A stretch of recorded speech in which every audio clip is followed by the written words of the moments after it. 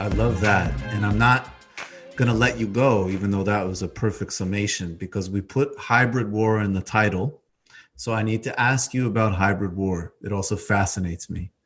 Can you, when we go back to the global dimension of this, and I guess there's a variety of factors that we could bring in the mix. Obviously, there's the consequences of COVID on the periphery, the developing world, whatever. I'm inspired by you sometimes to reclaim the term third world.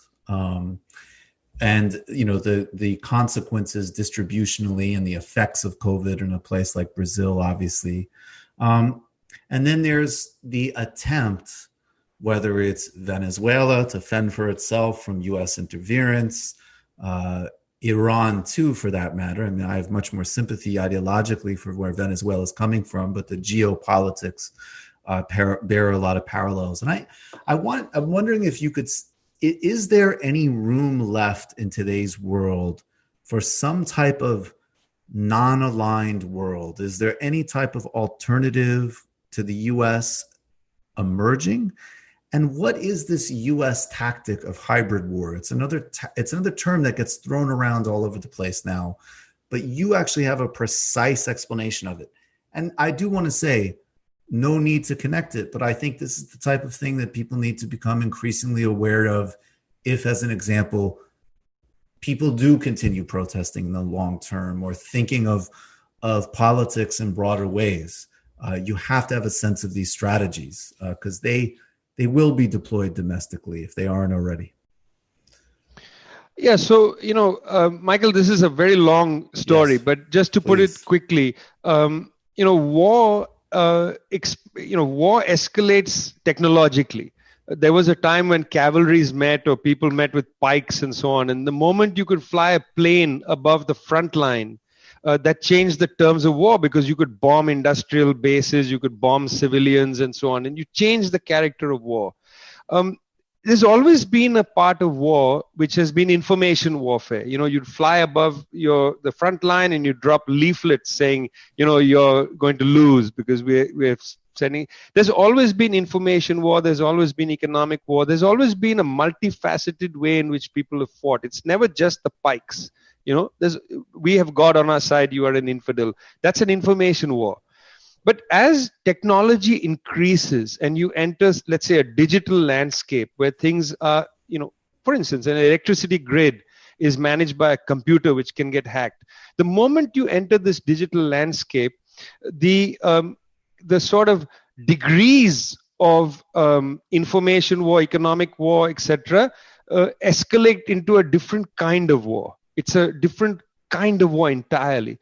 So what is a hybrid war? A hybrid war is not a war which is fought necessarily on a battlefield anymore. You can now take away the battlefield. Instead of having to fly the plane over the front line, there's no front line anymore. What you have an information war where you can utilize the mechanisms of media, social media, satellite media to delegitimize a government. You can suddenly say that Nicolas Maduro is not the president of Venezuela, he is a dictator. So that's information war. Then you can do diplomatic warfare. You can say, now we're going to put pressure on the Organization of American States, which basically is anyway a US puppet, and we'll say, we're going to eject the Maduro government and we'll welcome the Guaido government as the legitimate government. Wow, how did you do that? You've now delegitimized the government diplomatically.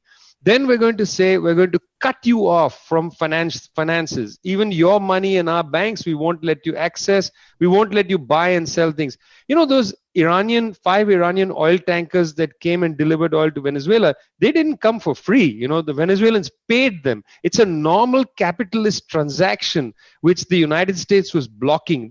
There's nothing out of this world. They were just selling and buying oil. It's capitalism which was being blocked. If you are a libertarian, you should be outraged by that.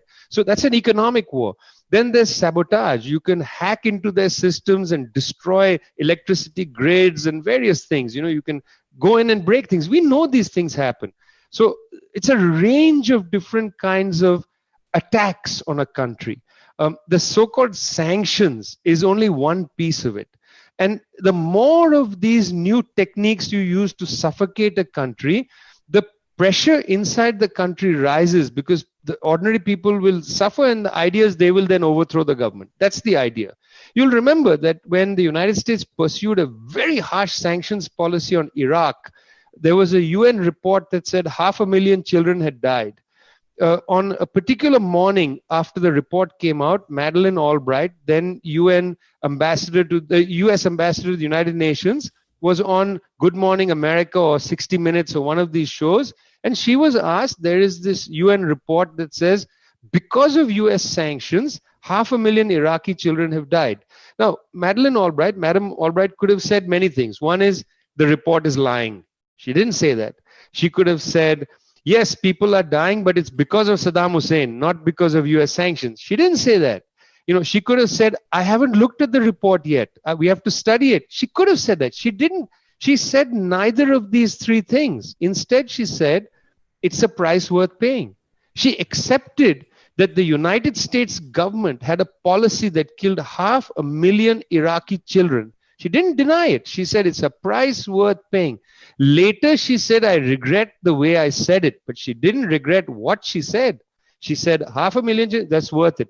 So in all these hybrid wars, a range of techniques are utilized to suffocate a country in order to change the government.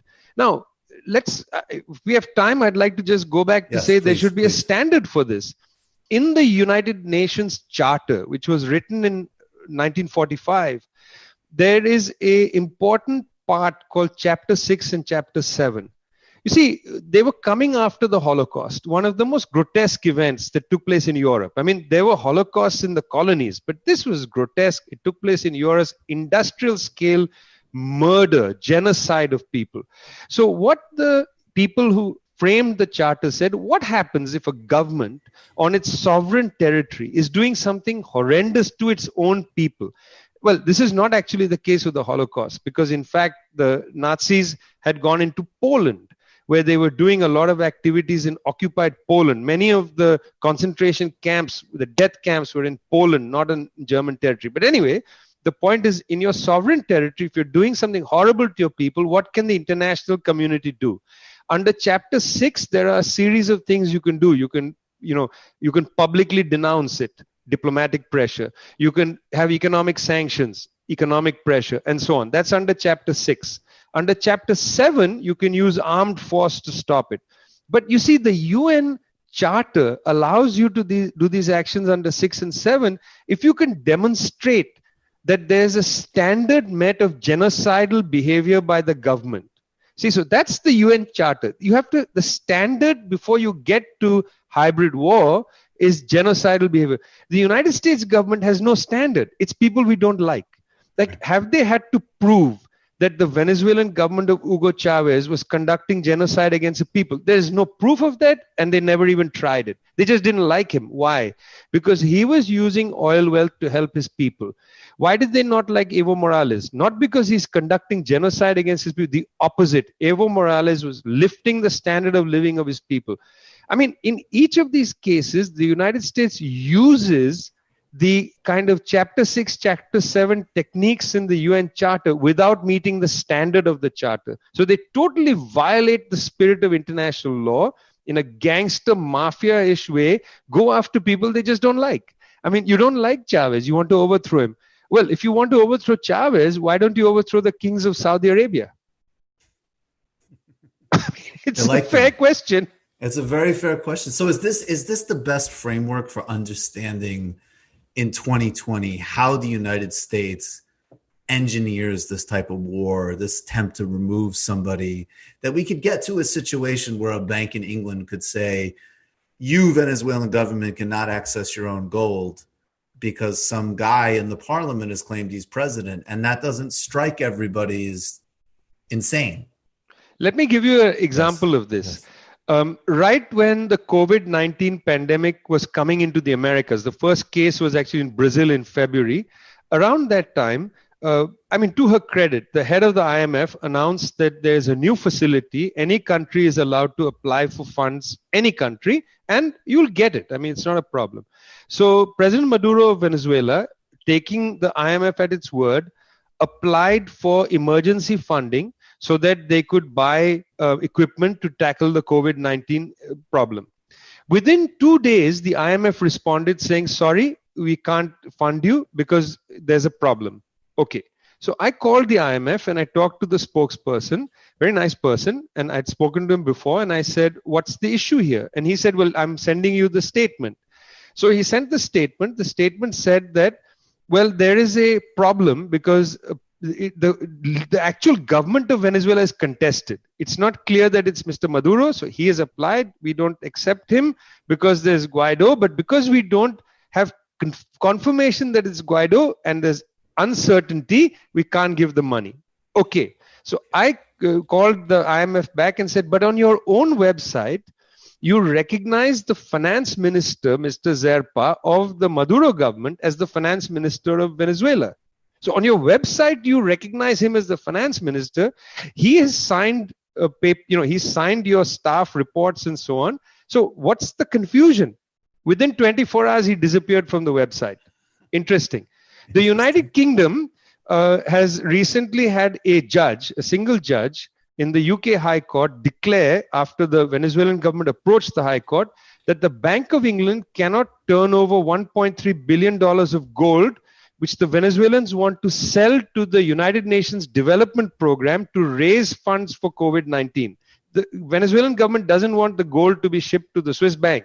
They want to sell it to the UNDP. Let's be clear about that. That's what they have said they're going to do.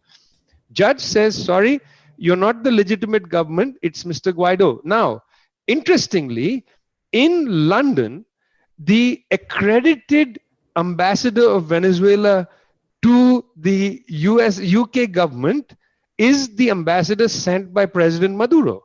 That means government of the United Kingdom, despite what they keep saying verbally, Boris Johnson, totally believable person, it seems, by some people, not by me, they still recognize the ambassador that's sent by the Maduro government. So what is going on here? I mean, what we have is we have a very dangerous game afoot where the United States and its allies like Great Britain are essentially running a lawless mafia campaign in the world. Whoever they don't like, they say, we don't like you, but it's contradictory. How can you say you are not the government and yet you accept the ambassador? You see, they'll continue to have problems with this. Like in Israel, for instance, the Israeli government says we are going to annex the West Bank. The hard right is very angry because the annexation of the West Bank means that you'll have to recognize the existence of Palestine. So they don't want to annex the West Bank.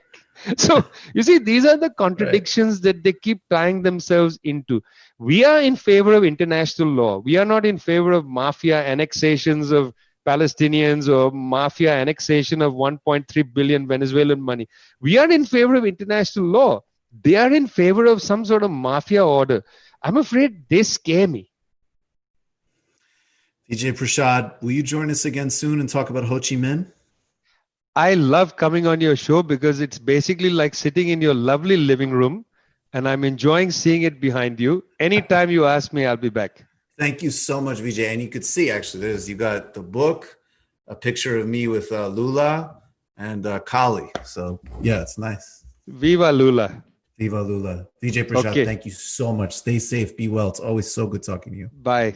Likewise. Bye. You just watched a Michael Brooks show video. Subscribe to get them all. Why wouldn't you? Don't be foolish. Click subscribe below and become a patron as well. Patreon.com/TMBS. Thanks, everybody.